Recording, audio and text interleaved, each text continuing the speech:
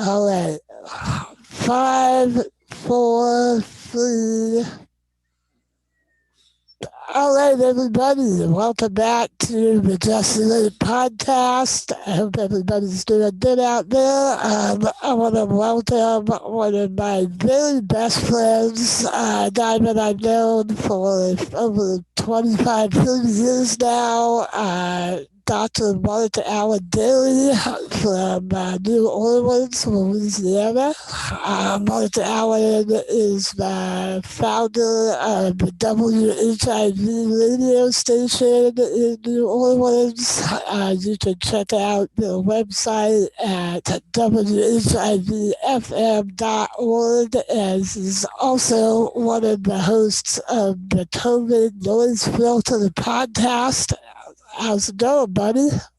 Hey, how are you? I'm good, man. Awesome having you on the show.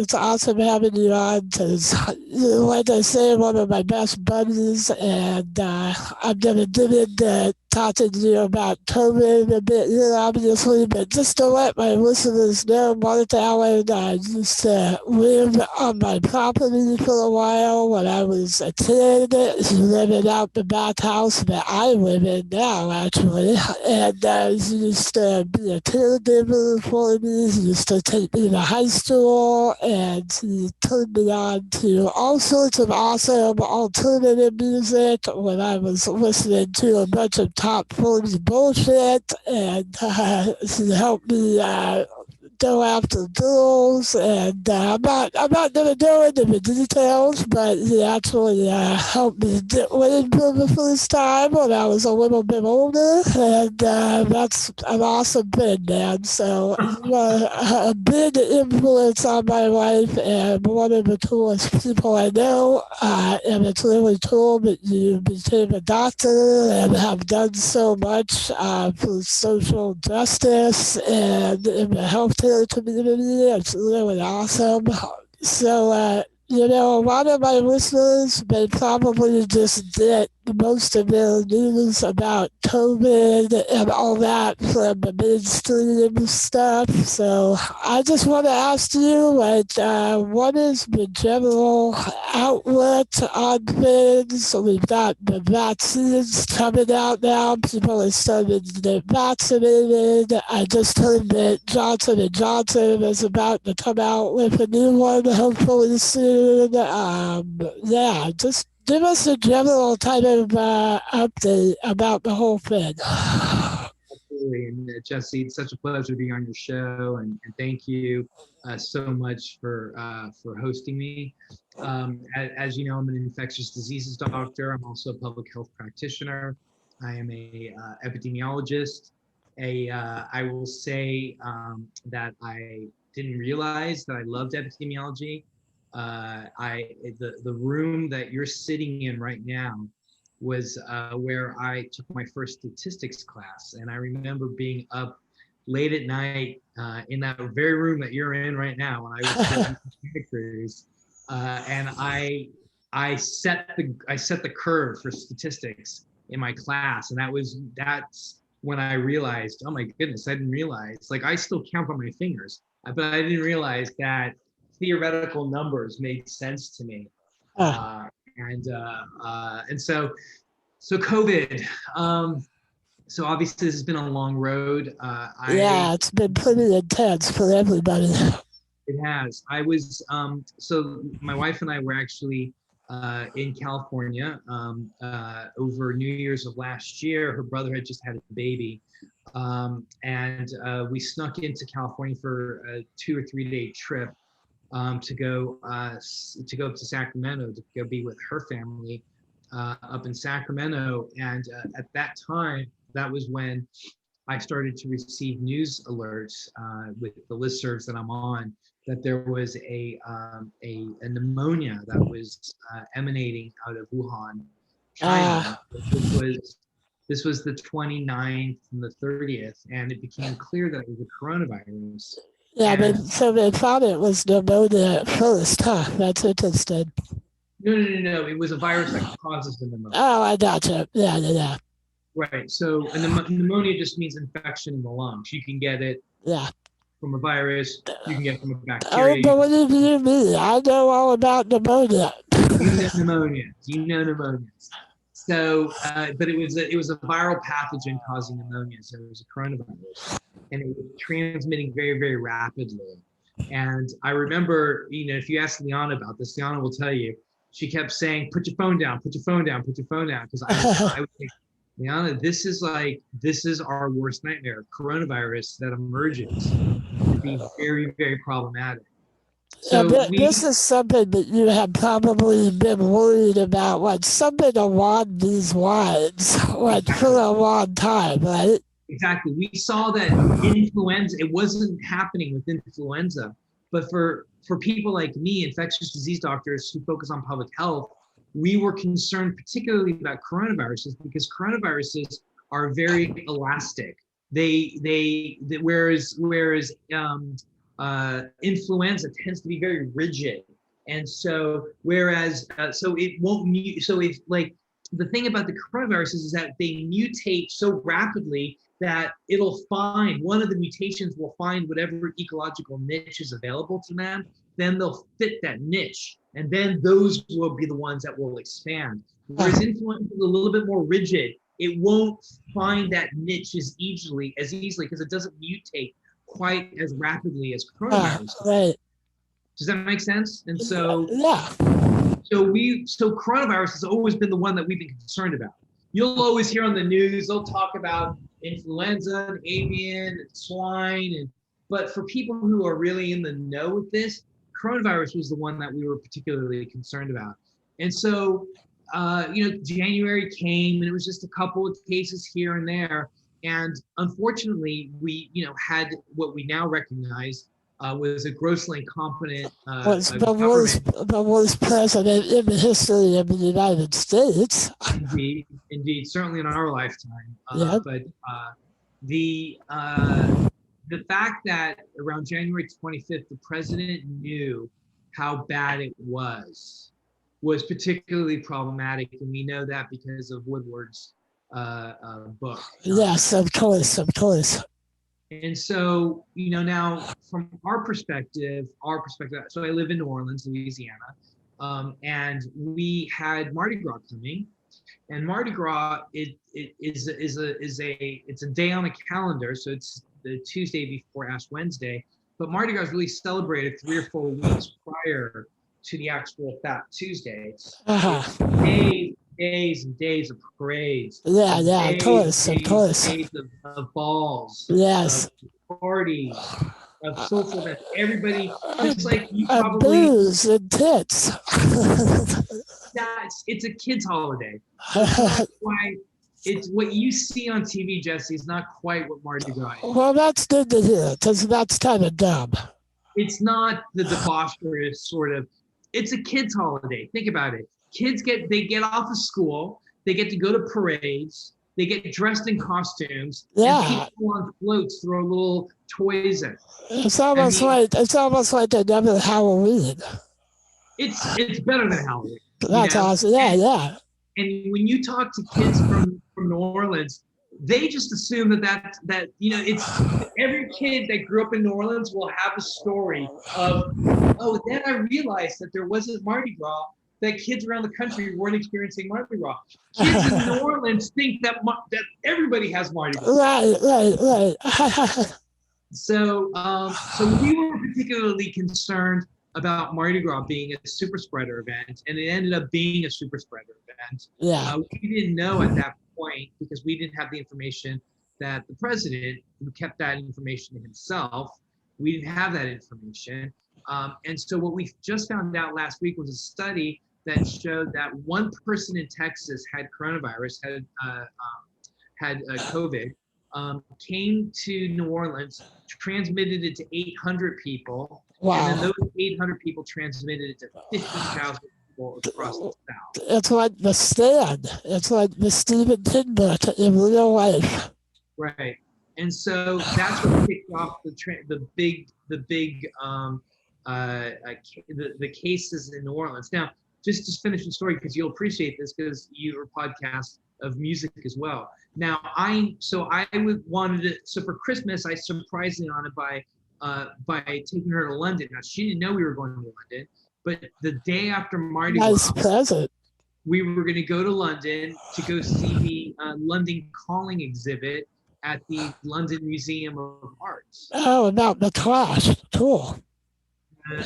There was a Clash London Calling exhibit. Very cool. And we went to go see that. Then we walked around. So I surprised her multiple times. So I found a guy who does walking tours of East London and of Soho, where all of the punk rock movement came out of. So he does these Clash and Sex Pistols, and he takes you to where all the clubs were and he tells these great stories, dude. And it is wonderful. And he that sounds so cool. So we did that, and then we went up to Coventry to the Two-Tone Specials Museum, where we went and we did the whole ska two-tone thing as well. Now, while all this was happening, I'm watching the numbers, and the numbers in Britain and UK and London were going up, right? Right. And the day we left, there was 32 cases, and I was like, we gotta go. So we got out, we came back to the U.S. The minute we touched down in the U.S., we were gone for 5 days. The minute we touched down, our phones have not stopped ringing since, quite literally. Yeah, she's the deputy chief of staff for Mayor Cantrell, and I'm an infectious diseases doctor and public health consultant. And so we have been quite literally super busy over the course of the year. At some point, I saw my wife more on Zoom calls than I did actually in person. So getting to your answer, Jesse, so where are we right now? Right now, as we speak, things are definitely getting a lot better. Now, we don't know why they're getting better. Cases are drastically falling. It's probably a combination of people are finally masking and social distancing.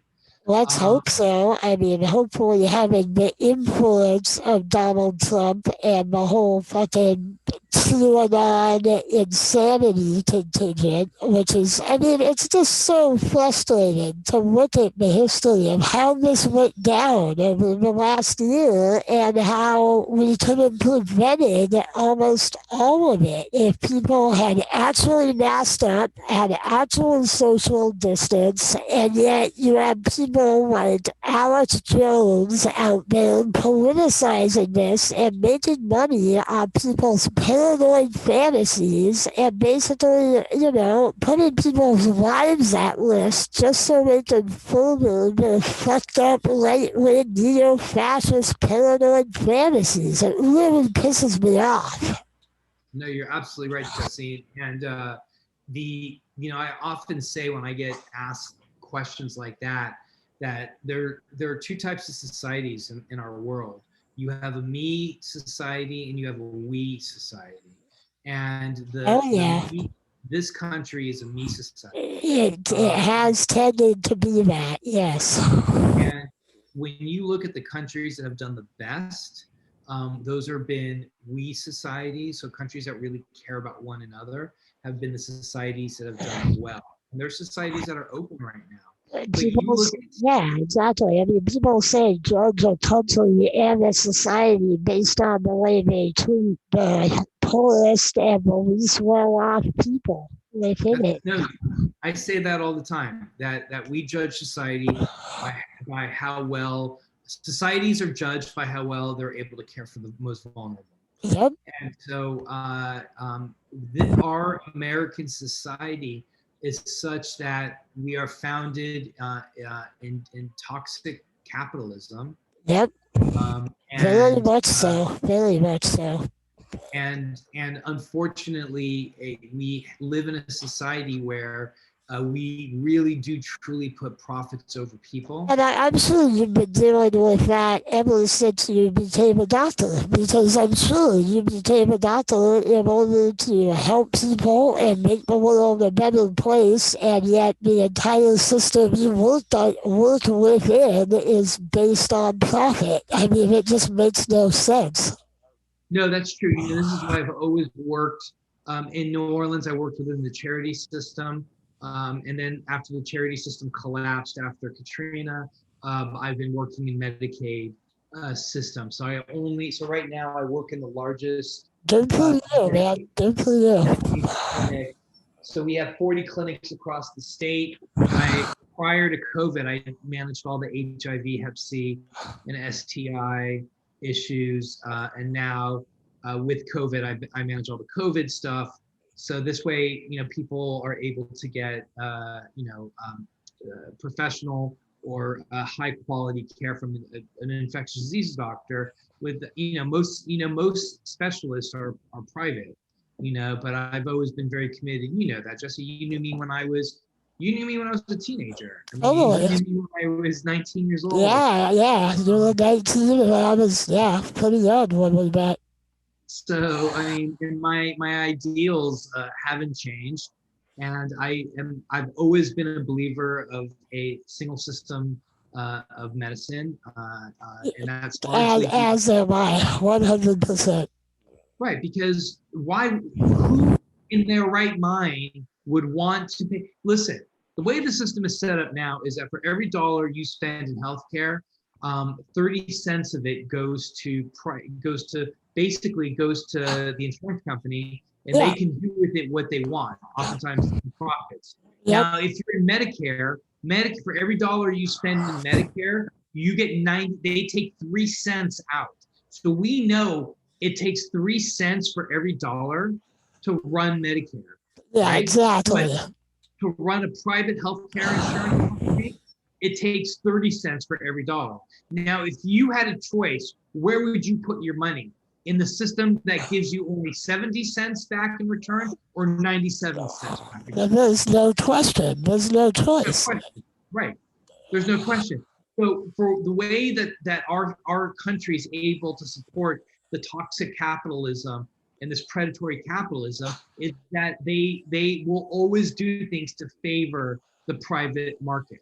And that's just the way our government was founded on that principle. Every time that steps get made towards changing things, towards pushing for a single payer system, towards doing any type of change that helps the less fortunate in our country, the right wingers just start shouting words like, socialism and communism, and they stare everybody to death. And even though the European countries have been doing it for almost 40 years now, and it works amazingly well over there, it's still this big boogeyman here in America because the insurance companies do not want to lose their stranglehold on the medical system. I mean, straight up.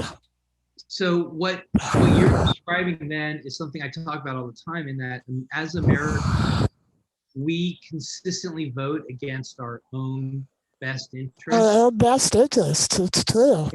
And that's largely due to the fact that we are consistently gaslit. Yep. The information we get is not valid information. Totally true. When Sarah Palin was running for vice president, right, she was saying that the Affordable Care Act was going to have death panels. Yeah. That worked. That was the classic example of being gaslit.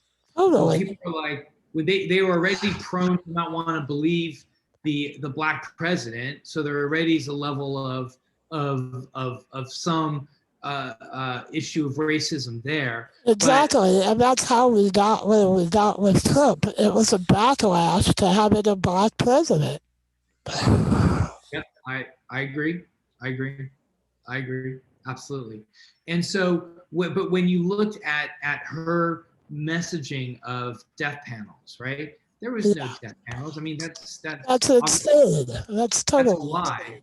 But it is an example of how in this country we're never able to make progress for the good of the people, because the elites who control media are able to put forth messaging that works. Let me give you an example. Right now, we're seeing Texas freeze over right now, right? And who are they blaming right now? They're blaming the Green New Deal. Well, the Green New Deal doesn't exist right now. I That's know. not even, It that's hasn't not, even happened yet. right. But they're going to still blame Alexandria Ocasio-Cortez or Senator Markey, who did the Green New Deal with AOC. They're Yeah, going I to mean, blame. it's crazy. I mean, the Green New Deal is the only thing that's going to fight against the fact that weather systems are going insane. I mean, why do you think this is happening? It's because of global warming. I mean, come on, wake up, people. Right, but you see, you're talking rationality, Exactly. and that unfortunately, we remember Calvin Coolidge, the president Calvin Coolidge, once said, "The business of America is business," Yeah. and so what we're being driven by Whatever right it now, takes to keep the dollars coming in. exactly. And so bringing it back to COVID, think about this. During COVID, they tried to dismantle the Affordable Care Act, right? Right. Right. Think about this. During COVID, the rest of the world made sure a test was negative. The rest, like my stepbrother lives in Germany. He's an electronic, an EDM, a DJ and musician in Germany. I actually have a few listeners in Europe. I have a lot of the listeners in Belgium, of all Do places. you? Yeah, I know. And so, Shout out to my Belgians. yeah, salut tout le monde, salut. And in Belgium, I'm sure it's the same thing. But in Germany, my brother, like my stepbrother, got like 5,000 euros, like right off the bat, and they get paid to stay indoors. And businesses Imagine.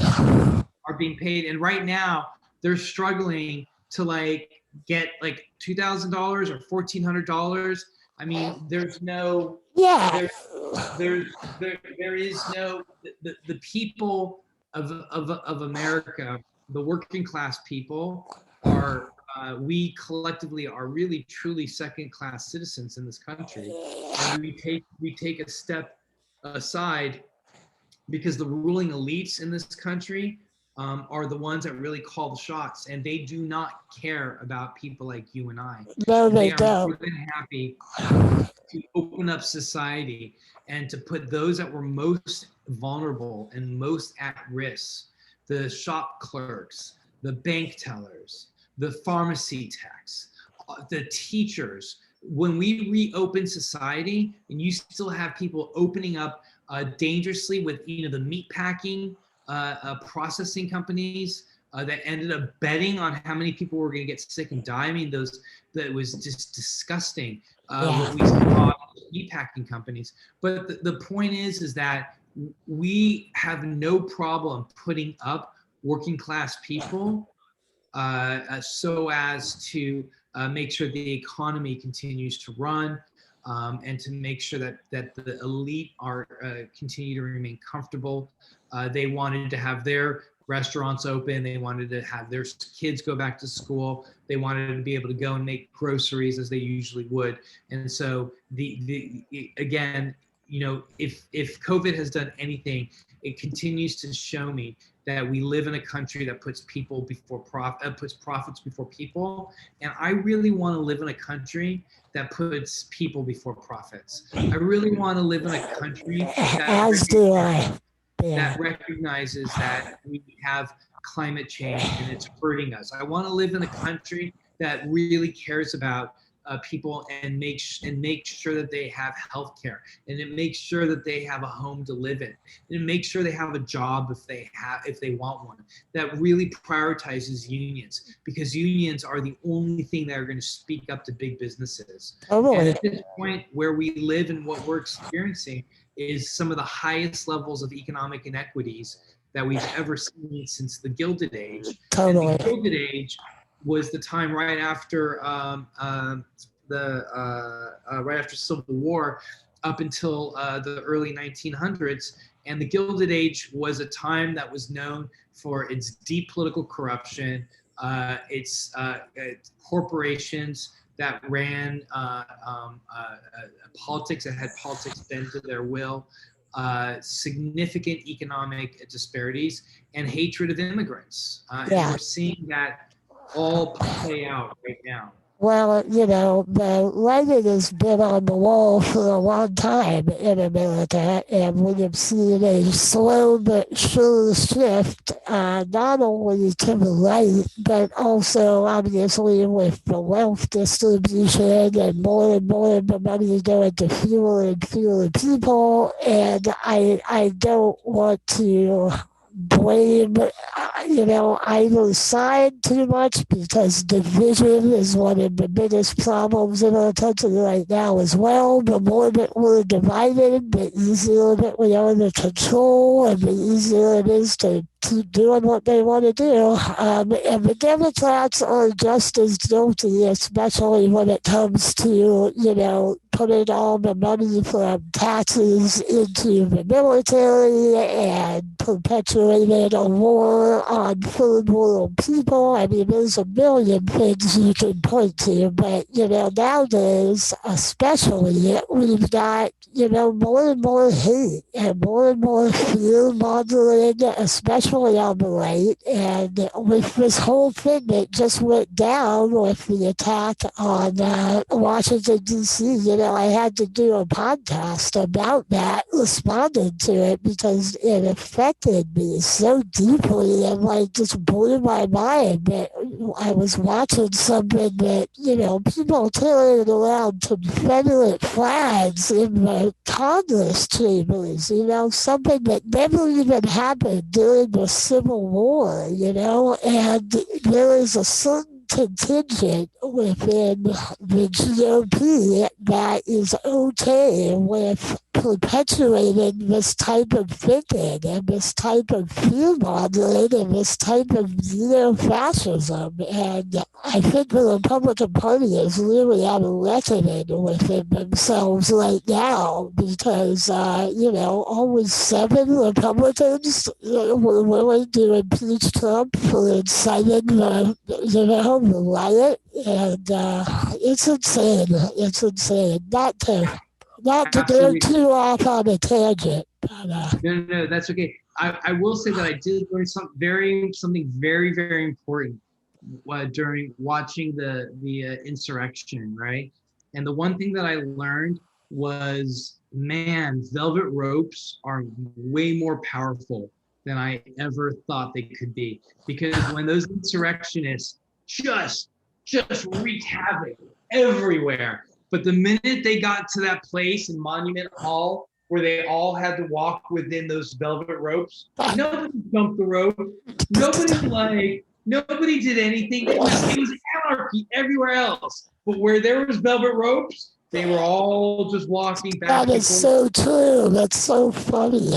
It's because of all the field trips they went on when they were kids. It instilled the respect for the velvet rope.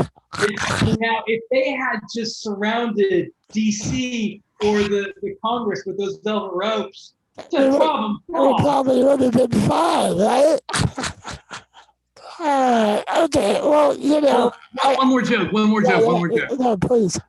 The guy that had the seal and he was walking, he Oh, stole the yeah. podium. Yeah, I referred to him as a steal the seal. That's good. Steal the seal. Oh, man.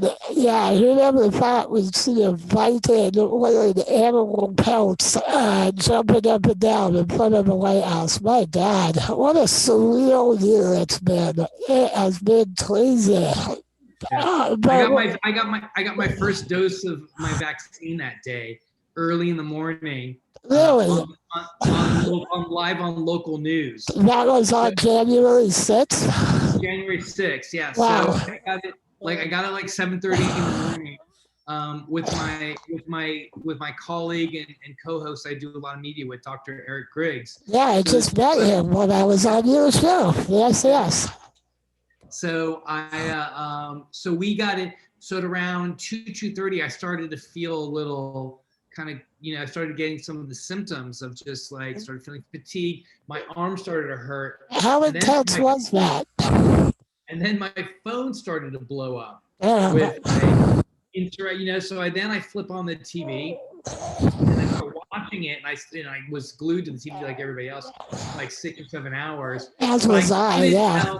I couldn't tell if I was feeling sick to my stomach because of what I was watching, or because if it was the adverse effect of the vaccine. That's very funny. Well, that's a good segue into talking about the vaccine. So I'm assuming, based on what I've heard, that you as a doctor are 100% in favor of everybody and anyone who can to get the vaccine as soon as they can. Yes. Why is that? Well, what we know is that at this point, at this point, the best way for us to be able to get back to a life that looks whatever pre-COVID normal looks like, I don't think that we'll ever have a life that will return back to pre-COVID exactly the same. You don't think it's going to go back to people going to concerts and things like that? I know that I personally will be masked when I go to things like that from here on out. Really?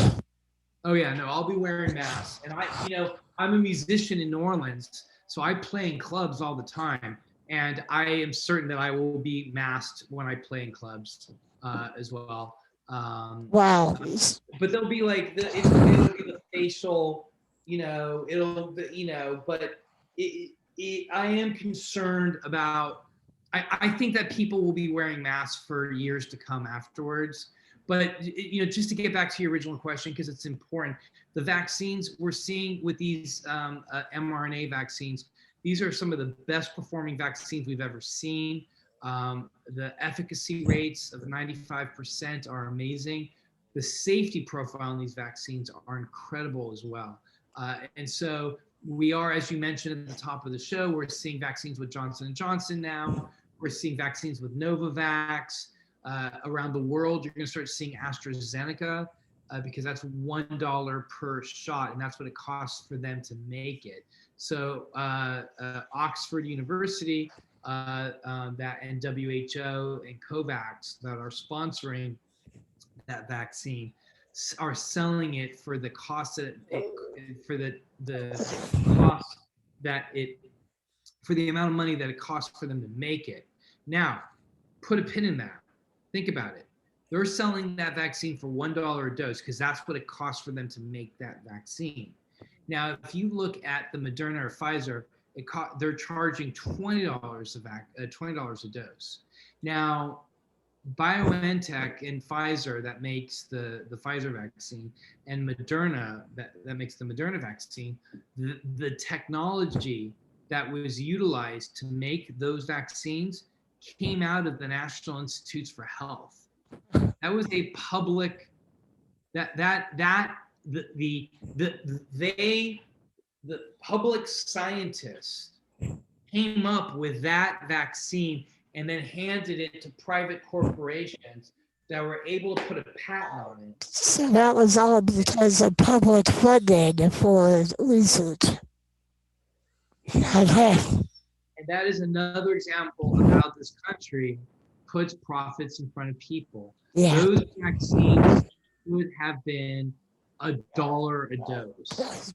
So forgive me if I'm reading between the lines here, but it sounds like what you're saying is that Pfizer and Moderna are making a killing off these vaccines right now. Not only that, but they will continue to make a killing because we have these variants now. Yeah. These variants are going to be forcing us to always have updated vaccines. And they could be charging way less per vaccine, getting them distributed in people's arms much faster if they were more concerned about making less of a profit and more concerned about actually stopping the disease. That's right. Yeah, it doesn't surprise me to hear you say that at all. Yep, it's it is a sad reflection of our society. And this is why we've not been able to do as well as we've wanted to with COVID. Yeah, and you know, the lack of information from the president, like you said, it all connects, and it's nuts. But yeah, your reasoning for everybody's getting it is so that the herd immunity happens, and then once that happens, let's say a year or two, 2 years from now, let's say the best that we can hope for happens and the numbers go back down and the variants have been dealt with to some extent, because I heard you guys say on your show that you're expecting a pretty big spike about to happen in hospitalizations and deaths thanks to the variants, so we'll have to see what happens with that. But if we hypothetically get it all taken care of, are things ever going to go back to the way they were? I mean, you're a doctor, so of course you have more reason than most people to, and you're an epidemiologist, so you know about diseases and all that. This is a two-part question. A, are things going to go back to the way they used to be? Is everybody going to be wearing masks from here on out, or is it just going to be a small amount of healthcare workers here and there? I mean, do you think the numbers will ever go back down to the point that we won't be hearing about COVID on the news every day, like again? Yeah, so it's a difficult question. So obviously, it's a great question. We remember the reason why COVID affected everybody the way it did is that we never had antibodies. We've never seen this virus before. So Well, that very quickly, you can answer this after you finish the answer to this. I don't subscribe to any conspiracy, QAnon nonsense, any of that stuff at all. So I don't want to like go too far in that direction. But I'm just kind of curious after you talk about where it's going to go. I, for one, and I know a lot of people are just kind of curious about where it actually came from. I've heard so many different stories about that. So maybe touch on that after. Yeah, let's start with that. That's a good question.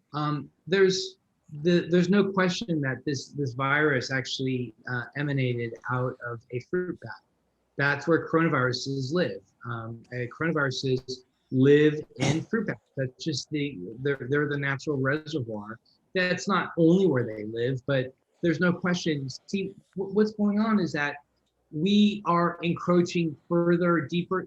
Listen, fruit bats are tiny little bats, right? Right? They nocturnal animals, of course, because they're bats and they fly at night. And they use echolocation. And let me just give a shout out to echolocation because that was discovered at the campus that you're sitting 5 miles away from at UC Santa Cruz. My alma mater and your alma mater yours and mine. Yep. Yours and mine alma mater.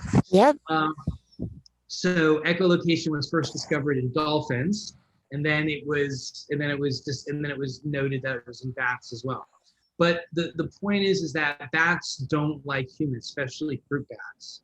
And so as we encroach further and further into their ecological niches that bats live in, there is nowhere else for them to go because we are continually encroaching on the natural world, sure. We're doing what? We're encroaching on the natural ecosystem all the time, of course. Right. So what that does is it just puts it now initially the previous two SARS infections, SARS-CoV-1 and then the MERS, Middle East Respiratory Syndrome, those had intermediate animals, right? In SARS-1, it was the civet cat.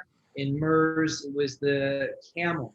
But we haven't found an intermediary, and it's a great question you asked, Jesse, because they just showed this week overwhelming evidence that it jumped directly from a bat to a human. Interesting, because I've heard all types of theories. I've heard people, there are a couple of epidemiologists on Bill Maher just like 3 weeks ago that that's your first That's your first problem is watching Bill Maher. Oh, come on. Bill's great. I love Bill. Oh, dude, you and I are gonna have to definitely like. He's Bill Maher used to be funny, and he has troubling guests, and if he has guests on that say that coronavirus they mentioned they thought it might have come from a lab. I've heard people say. Oh, right. Yes. I saw that. Okay. Those two were total cranks. That mother, that wife and husband team, they are completely cuckoo, right? Cuckoo for Cocoa Puffs. They are nuts. Everything that they said, I watched that segment, actually. I did watch that segment. And he was talking very talking about, he was very like like, shut the, I can swear on this, right? Oh yeah. Shut the fuck up, asshole. You and your wife, not the fuck neither one of you guys are talking about. And you are doing more harm. And I think it was that segment that made me say, I'm done with Bill Maher forever.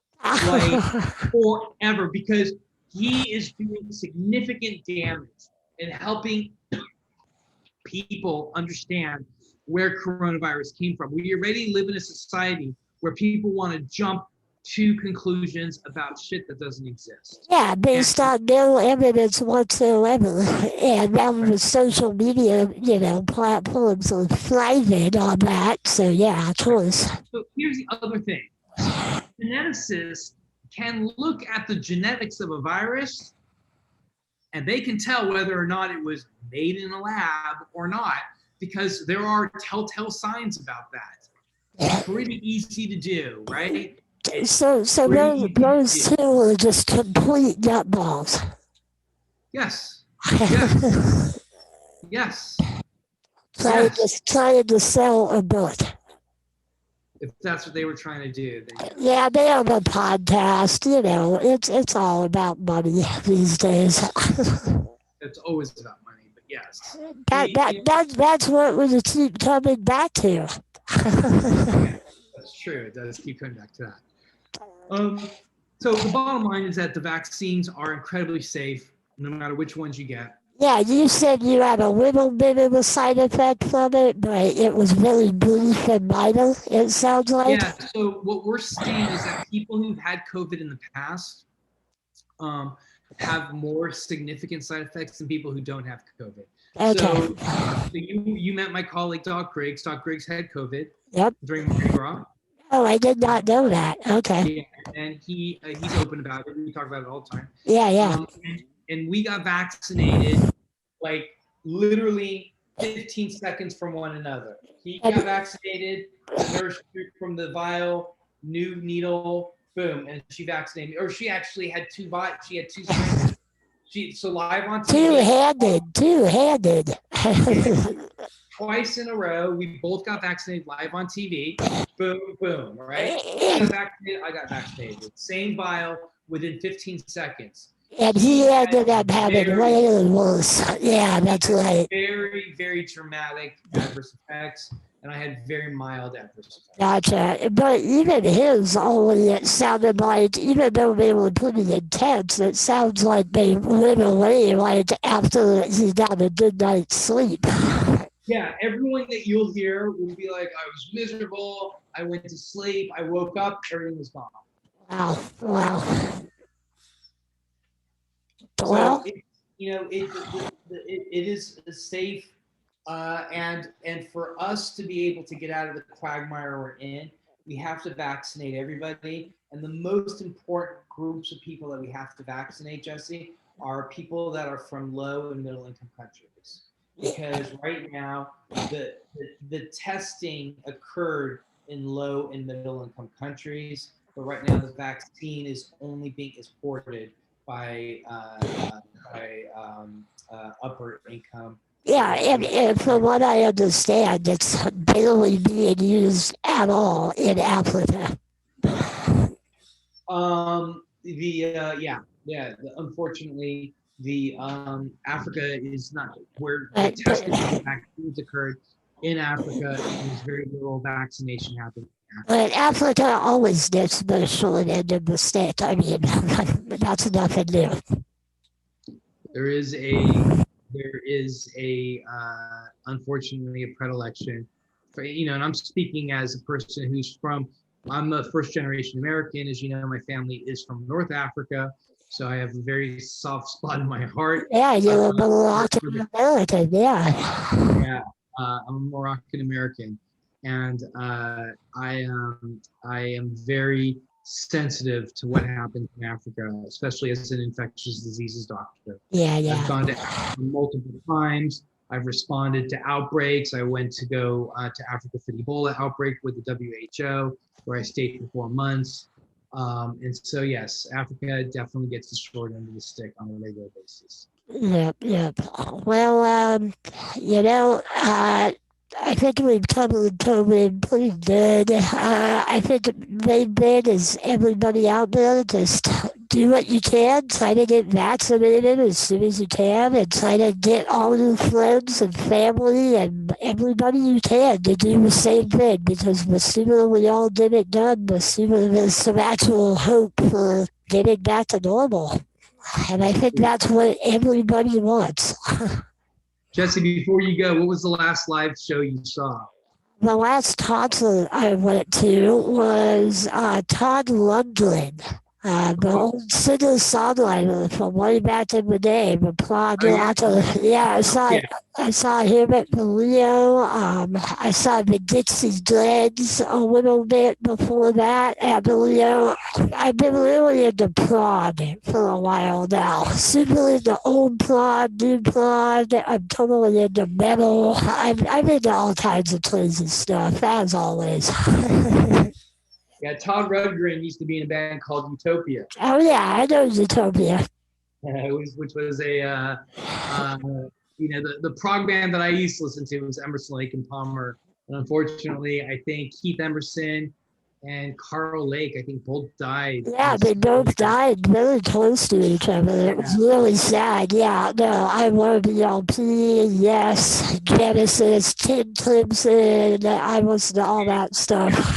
Like you and I used to listen to music which was like 3 chords and the truth. I know. And it was less than 2 minutes long. I How know. did you get into these like orchestral maneuvers, these bands that go on for like 25 minutes? I know. I mean, don't get me wrong, dude. I still listen to fucking The Clash and the Ramones and Bad Religion and the Pixies and Husker Du and Bauhaus and all that kind of shit that you turned me on to. I still love all that stuff too, but I've also gotten really into like death metal and black metal and prog and all of the progressive metal subgenres, and I don't know. I think it's all cool. If it sounds good, it sounds good. That's how I look at it. What was the last concert you went to? So when we went to London, we went to go see a rockabilly band in London play. You and your rockabilly. Yeah. I had a regular weekly gig, so I was playing music regularly. Yeah. And that was jazz or rockabilly? No, it was a rockabilly trio. That's right. It was a rockabilly trio. So we got back from London, and we played 2 more gigs before New Orleans shut down. And so we saw a band in London, and then we had that. Then prior to that was all of Mardi Gras, which is literally hundreds of bands. Everywhere there's music. I couldn't even tell you like what the it was all local music, but prior to that, I don't know. I couldn't even tell you what the most recent. I would have to think about it, but it was at the 100 Club. We went to the famous 100 Club in London, which is where the Clash first started, where the Sex Pistols first started. It's like the oldest, longest running punk rock club. And we saw, like I said, I think it was Jackrabbit Slim, which is just, it was like it was their last show. Like they were all breaking up. Slim, like Pulp Fiction. Yeah. Like Pulp Fiction, exactly. They named themselves after that. And they've been playing for like 25 years. Wow. They have a solid, and it was their last show, and it was, and thinking about it now, it was so densely crowded. Oh, yeah. We're so uncomfortable. But we do have tickets to go see the specials in London at the end of the year this year. Wow. Huh. Cool. Well, hopefully that'll actually happen. So we want to go see the specials again, and so hopefully that'll happen. So we'll see. Right on, man. Well, there's always lots of music, lots of good movies to check out. And do you ever have time to sit down and watch a movie these days, or not so much, or a TV show? No, I mean, so I'm in Pennsylvania writing a book, so not here. But when I was, we were working anywhere between 14 to 16-hour days. And I've been here in Pennsylvania for about 2 weeks now, locked up in a cabin that's completely snowed in. Wow. So I haven't watched anything here, but when I'm at home, the missus and I like to watch things together. So the thing that we watched last year that we loved was Money Heist. So I strongly recommend Money Heist. It's Spanish. It's in Spain. It's on Netflix. Dude, you are going to love it. Okay. It is the little guy fighting against the Spanish government, and they continually win. Like it's 4 seasons of just some of the best television I've ever seen. And then the other thing that I saw that I loved was a German show called Dark. And I've seen Dark. Dark is amazing. Yeah, Dark is good. Dark is awesome. Yeah, really cool. For me, Dark just flipped my world. It's a mind-boggler for sure. Yeah. So I saw Dark, and then after that, we saw Money Heist. And for me, those 2 shows were the best. Nice, really cool. I would highly recommend, if you get a chance, check out Watchmen. Yeah. Oh yeah, I saw Watchmen. It was awesome. Amazing, wasn't it? Yeah. It was great. Yeah, really good. Great. Yeah, so good. Such a really cool. We need more female superheroes. Yeah, we do. We need more intelligent superhero shit. I love that. Yeah, Watchmen was great. I also really liked Lovecraft Country, the new show. Liana started watching it right before we left, and I didn't get a chance, so I will definitely watch it. It's really good, and it deals with a lot of the same racial stuff, and it's really cool to see that dealt with within a horror context. Very cool, very cool. Well, right on, man. Jesse, one more thing. Right before we left, I watched 3 of the 4 seasons of Fargo. Oh, I love Fargo, dude. That show's fucking incredible. I didn't watch the last season, but the first 3 seasons were amazing. The second season is my favorite. Yeah, of course. That one's so good, so good.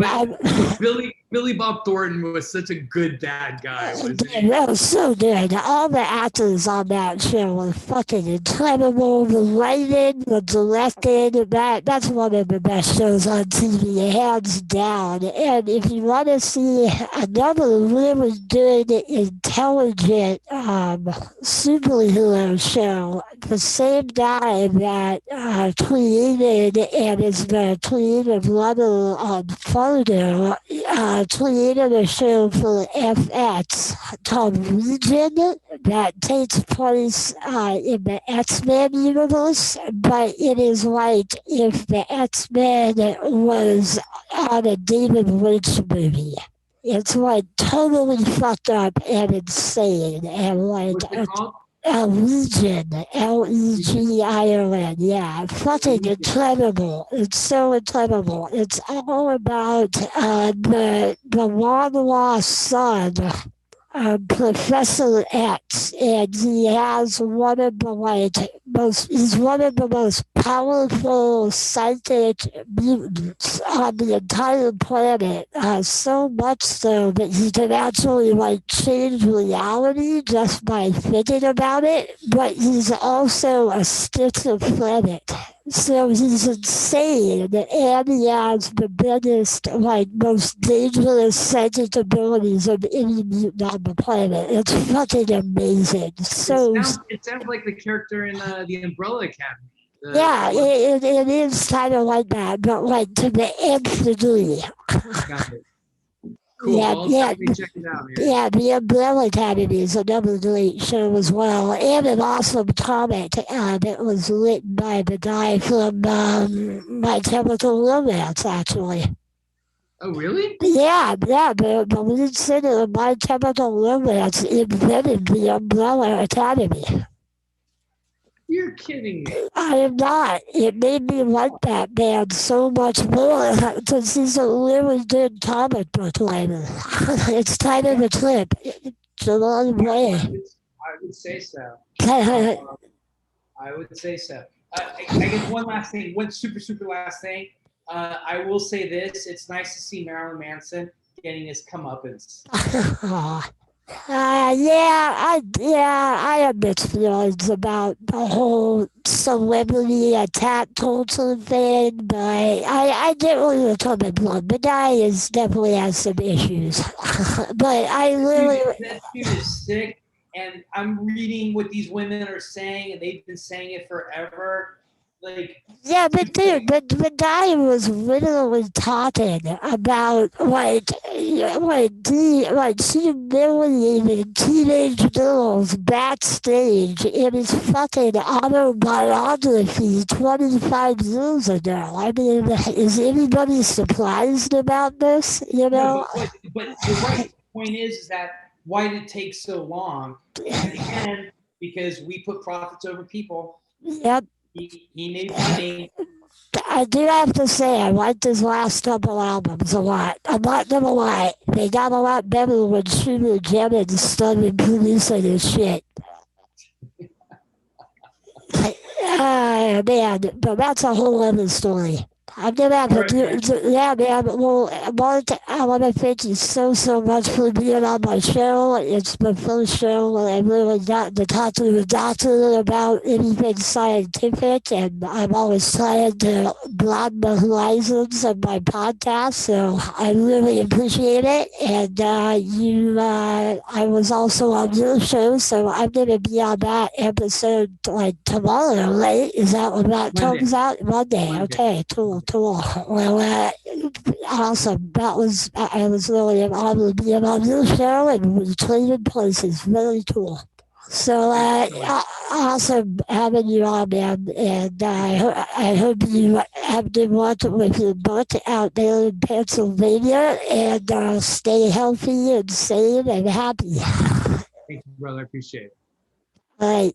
I will talk to you, and I will talk to all my listeners on the next episode. See you later, everybody. Peace out.